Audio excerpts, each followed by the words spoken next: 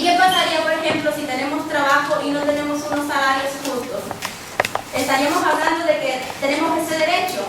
Bueno, tenemos trabajo, pero no tenemos un salario justo que nos permita una vida en la que podamos satisfacer nuestras necesidades. Entonces hablamos de que no tenemos ese derecho. Entonces, por lo tanto, los derechos humanos son interdependientes unos con los otros.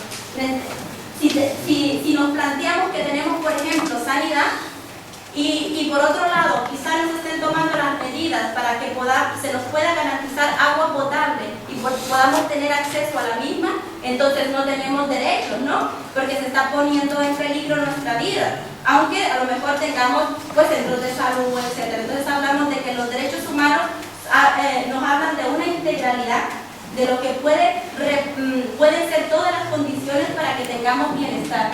Entonces, tenemos como necesidades básicas, se traducen en lo que es el trabajo, la educación, los derechos culturales que tienen que ver con que aunque se respeten los derechos de las minorías y los grupos indígenas, debemos tener salud física y mental, vivienda adecuada, alimentación, derecho al agua.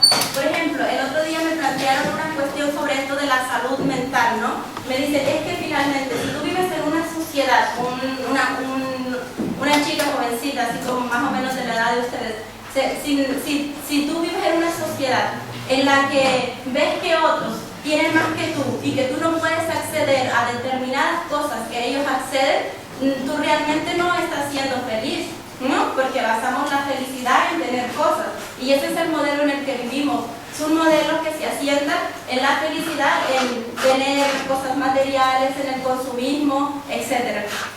Entonces, mientras existe desigualdad en el mundo, pues va a existir un poder concentrado que puede estar por encima tomando decisiones de las grandes mayorías. Entonces, el Estado debe avanzar a lograr los derechos humanos, primero cumpliendo las obligaciones mínimas fundamentales en los mismos, y dando prioridad a las personas más vulnerables.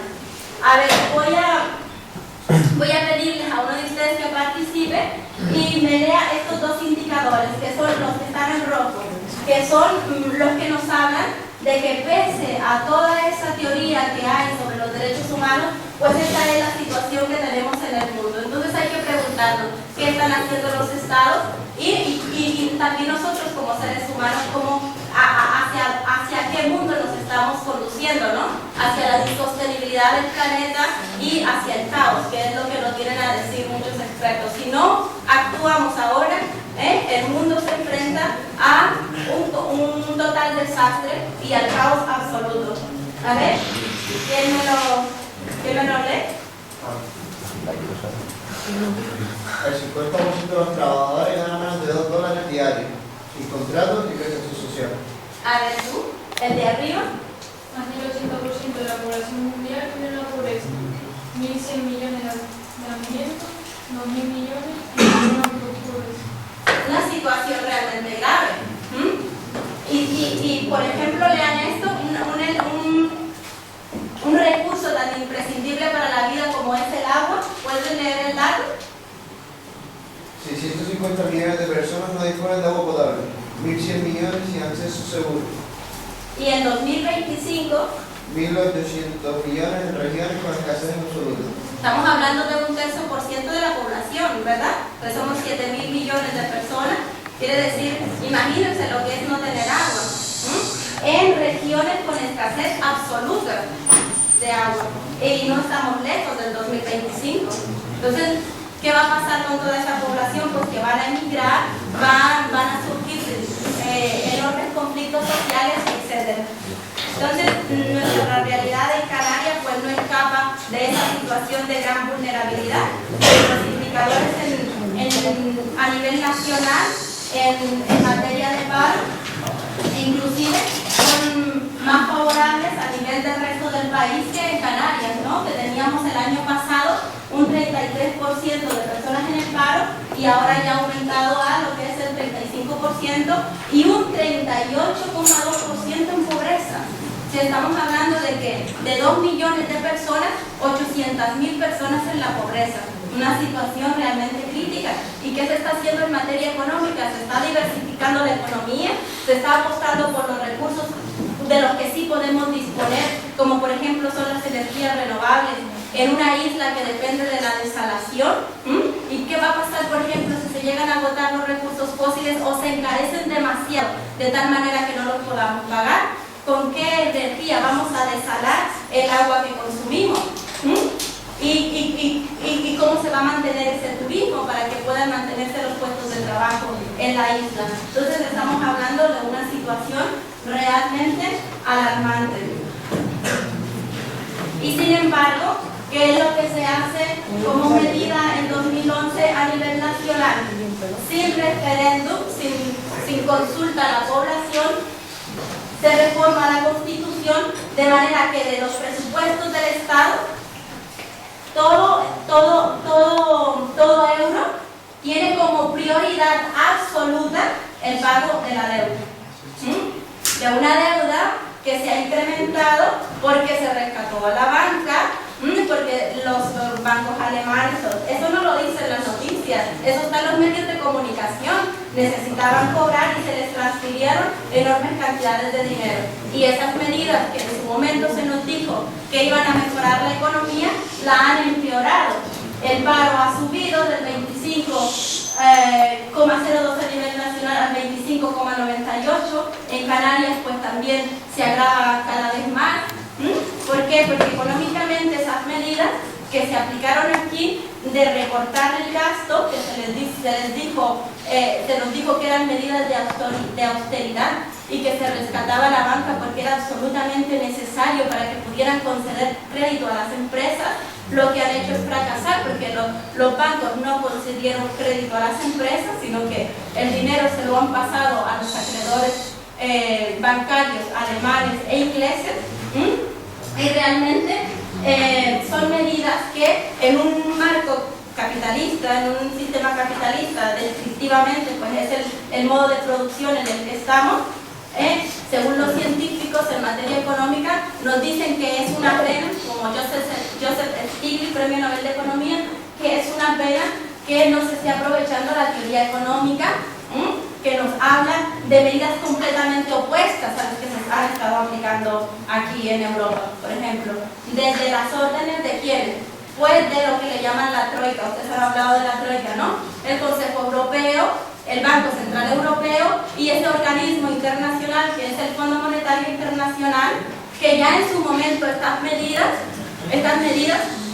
se aplicaron en su momento en América Latina y que la condujeron al empobrecimiento.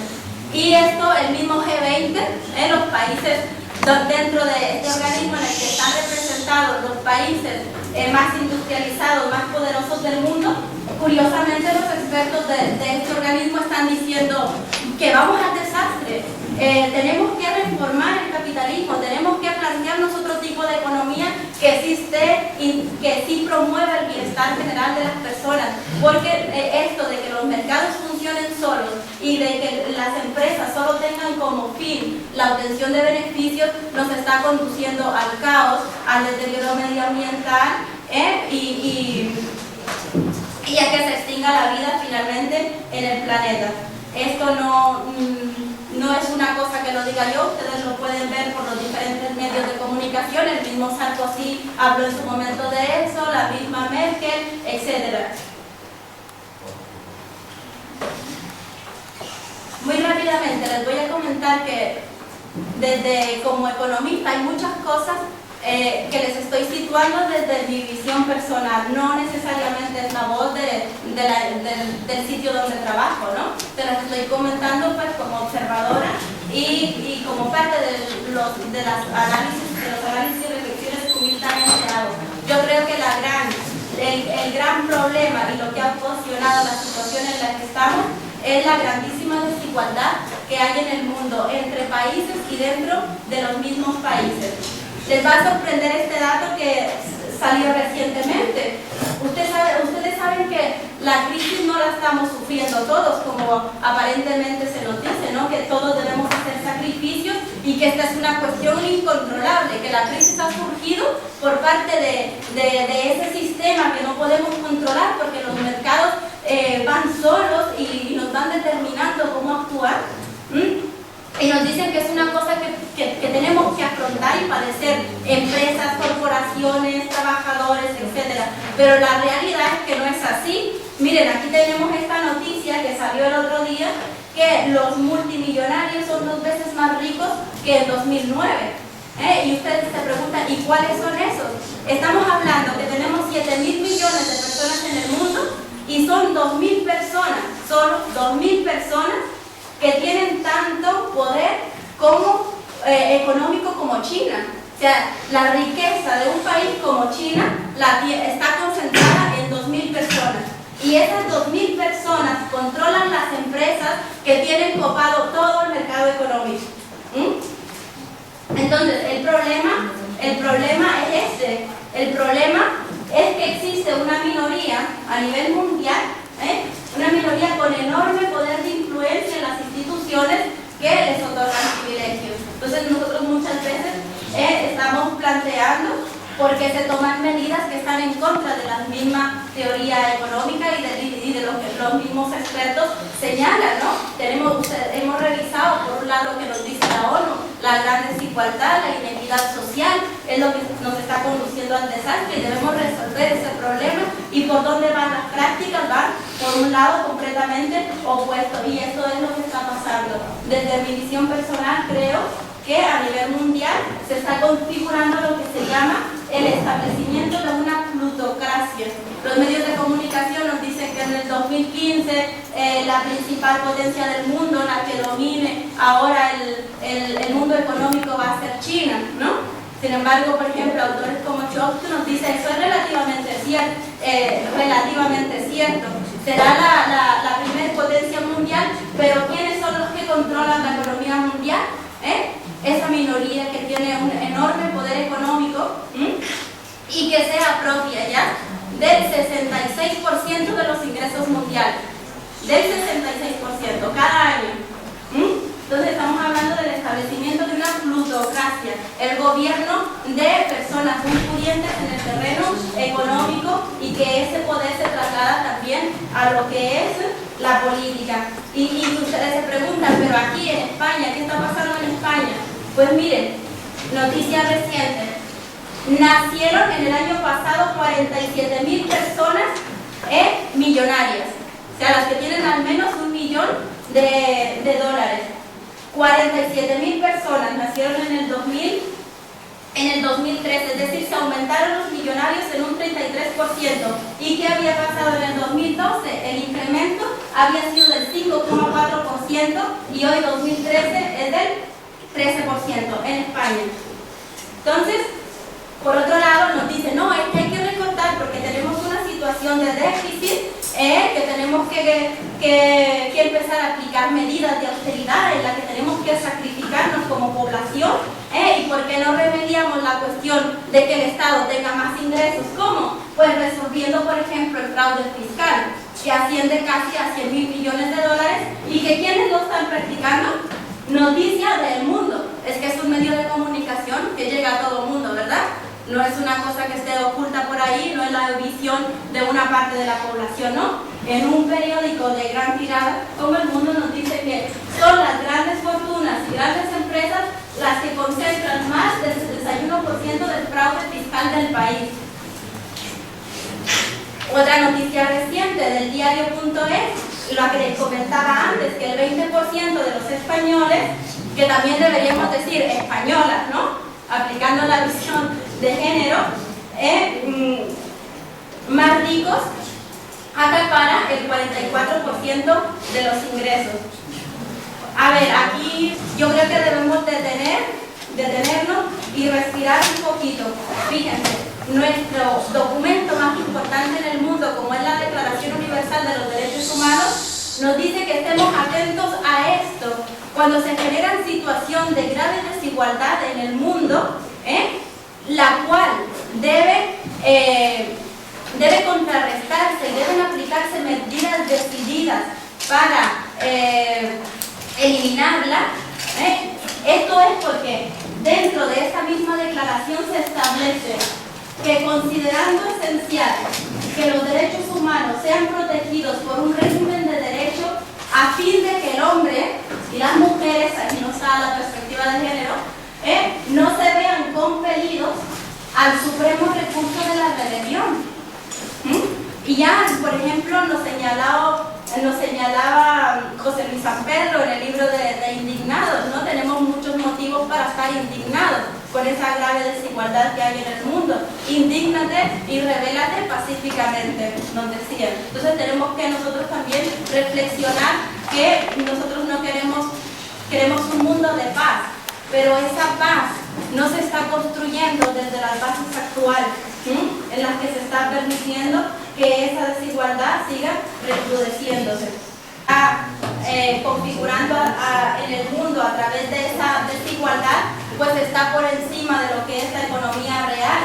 Porque, a ver, ¿qué es lo que pasa cuando nosotros tenemos unos salarios con bajo poder adquisitivo, de manera que no podemos tener un consumo necesario como para que las empresas mantengan su rendimiento? Pues la economía se estanca, ¿no? No pueden vender, no contratan trabajadores, y se produce un paro, se produce la situación de paro. Entonces, cuando entre más se va empobreciendo la población a nivel global o dentro de los países, pues va disminuyendo lo que Keynes en su momento, que fue el economista que rescató el sistema, este sistema capitalista en el que estamos, nos dice que hay que estimular el gasto cuando se llega a un grado de estancamiento como el que está viviendo actualmente la economía, ¿no? Es lo mismo que dice Joseph Stiglitz, un premio Nobel de Economía, y otros más. Entonces, no obstante, como los inversionistas no obtienen rentabilidad en esa economía real debido a que cada vez han ido disminuyendo los ingresos de las personas, pues entonces trasladan sus fondos a especular en lo que son los mercados financieros. Y ese poder financiero económico anda por otro lado, que ya no tiene que ver exactamente con la economía real. La economía real está por debajo de esa especulación.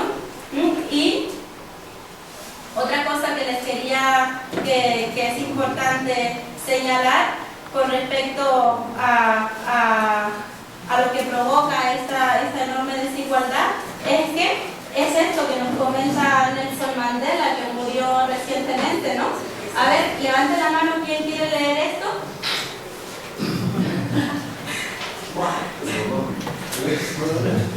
Si no hay comida cuando se tiene hambre, si no hay medicamentos cuando se está enfermo, si hay ignorancia y no se respetan los derechos elementales de las personas, la democracia es una cáscara vacía, aunque los ciudadanos voten y tengan parlamento. Es una situación grave, ya lo que tiene que ver con el terreno político, ¿no?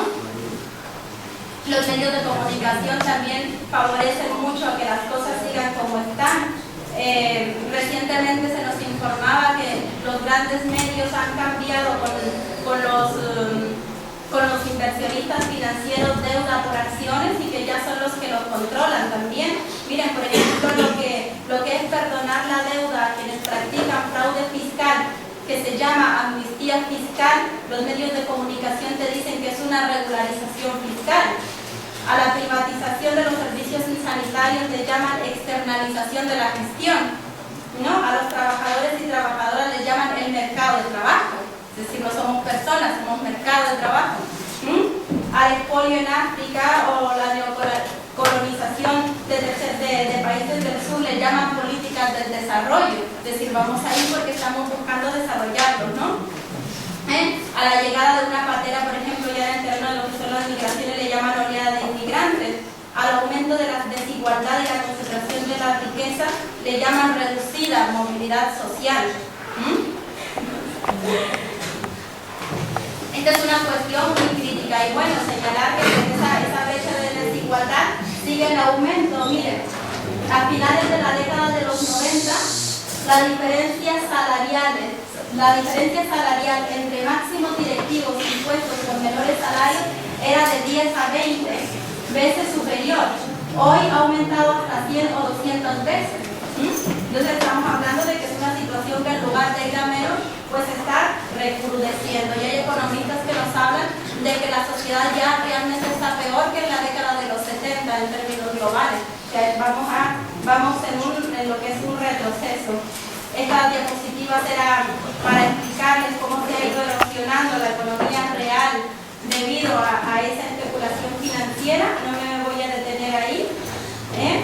Comentarles que este efecto profundo del modelo en el que vivimos, provocado por la gran desigualdad, se desencadenó con lo que se llamaron las hipotecas basura, ¿no? Que nos dicen los medios de comunicación, pero que realmente el meollo de la cuestión está detrás. Es decir, una economía que tiene como objetivo aumentar beneficios y no precisamente el bienestar de las personas.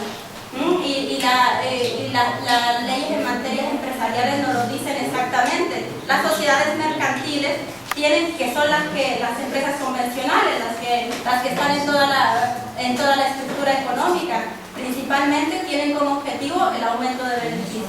Pero hay otro tipo de economía. Hay otro tipo de economía que es la economía social. Un dato importante antes de pasar muy rápidamente a situarles lo que es la economía social. Fíjense, de todo lo que es el valor monetario de la economía, en la que podemos hablar del real más el financiero, solo el 5% es economía real. Solo el 5%, estamos hablando de una 20 parte de todo ese monto, es economía real.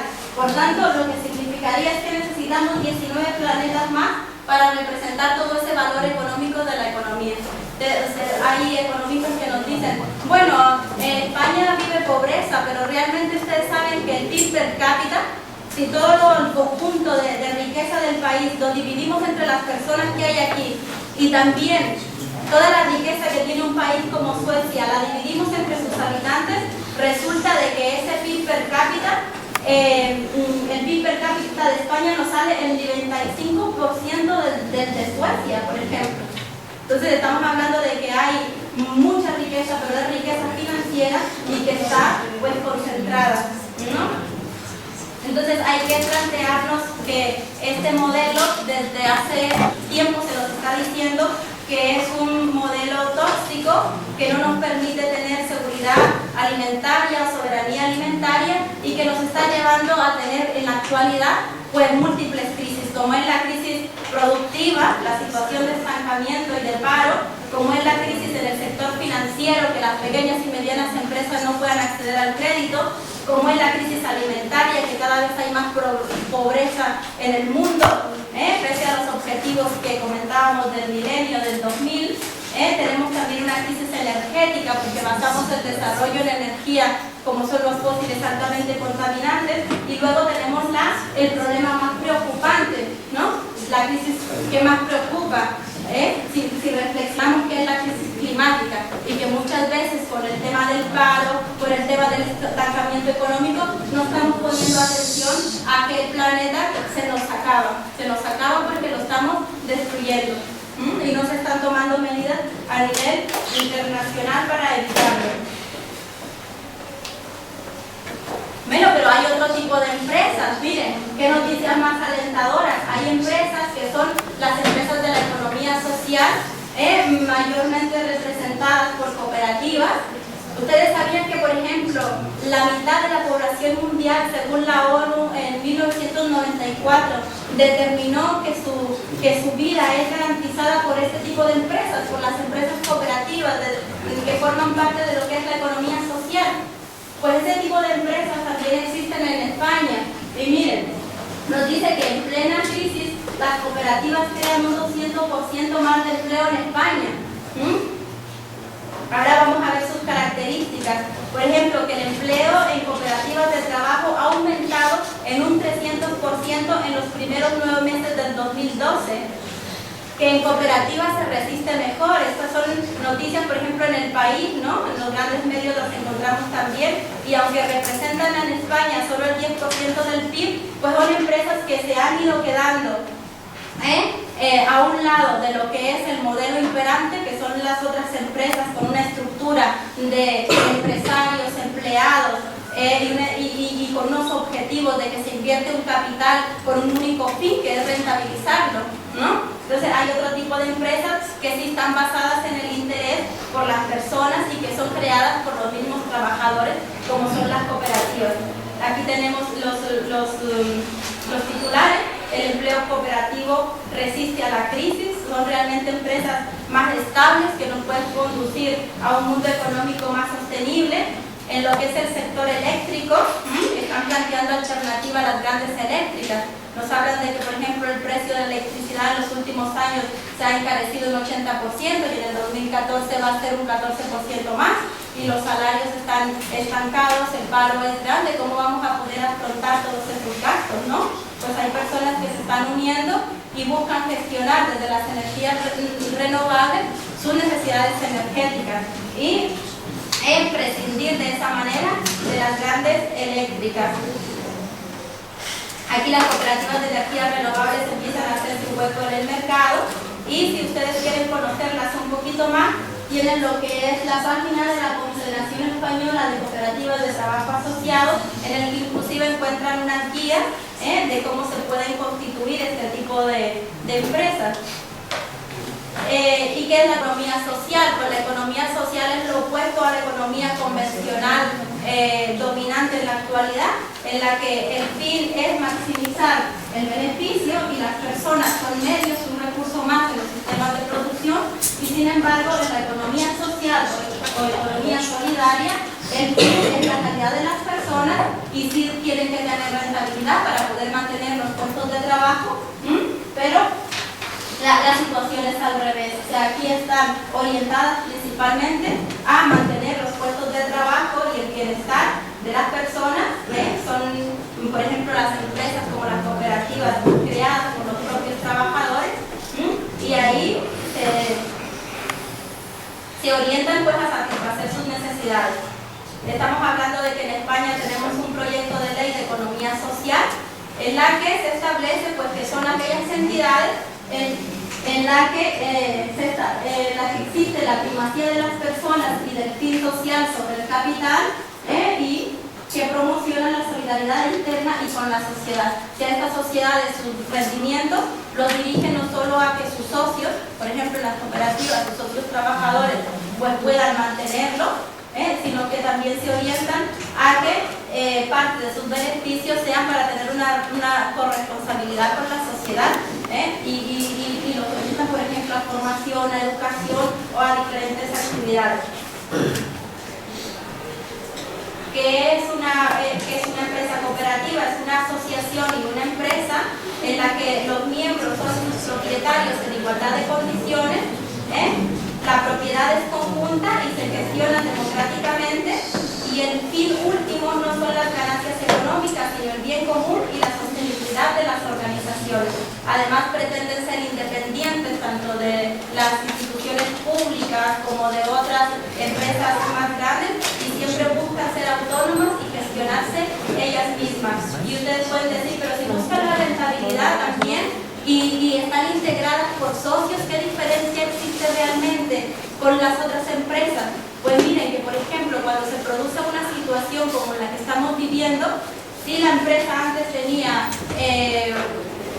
un 10% de rentabilidad y ahora tiene solo un 2%, cuando son creadas por empresarios que buscan rentabilizar su inversión, lo que hacen es que se empiezan a valorar, bueno, ya aquí esta inversión en esta empresa del 10% bajó al 2%, entonces voy a reducir personal para bajar los costes, o voy a cerrar directamente la empresa, ¿no? Esa es una situación que se plantea desde la visión del inversionista, lógicamente. Pero ¿qué pasa en las empresas cooperativas cuando a la vez de trabajadores somos los propietarios? Pues que decimos, bueno, aquí el objetivo es mantener nuestros puestos de trabajo y tener la posibilidad de tener unos ingresos para mantener los gastos que nos permiten vivir. Pues cuando no tenemos esa rentabilidad del 3%, del 5%, y esta baja al 1% o baja al 0 de rentabilidad y solo mantiene los costes, pues dentro de esos costes estamos nosotros, ¿no? Como trabajadores, están nuestras nóminas. Entonces lo que quiere decir es que aún no teniendo beneficios y solo manteniendo, pudiendo satisfacer los costes, pues seguimos con la empresa porque es nuestro puesto de trabajo.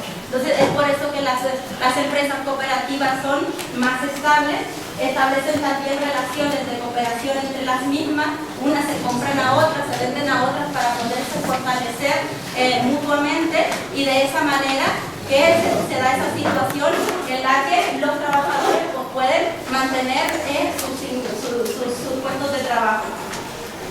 Tenemos que hay una alianza a nivel internacional, que es la ASI, la Alianza Cooperativa Internacional, y que a nivel pues, mundial señala pues, cuáles son los principios de este tipo de empresas.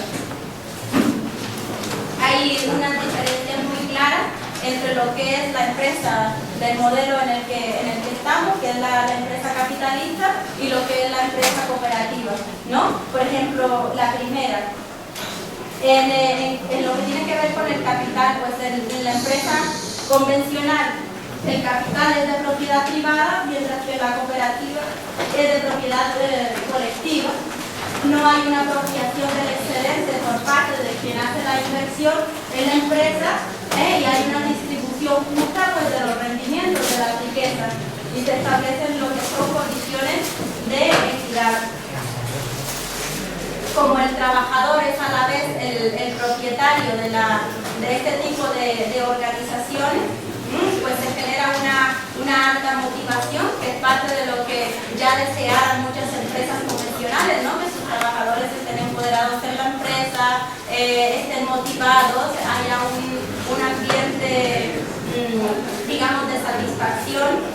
Bueno, cuando los trabajadores se sienten injustamente remunerados, pues es difícil conseguir que se sientan motivados en la empresa. Esto no suele suceder en las empresas de la economía social porque a través de la participación democrática, pues el trabajador es a la vez propietario. Por tanto, dentro de lo que es el desarrollo, digamos, propio, interno, endógeno de este tipo de empresas, tenemos ya esta serie de elementos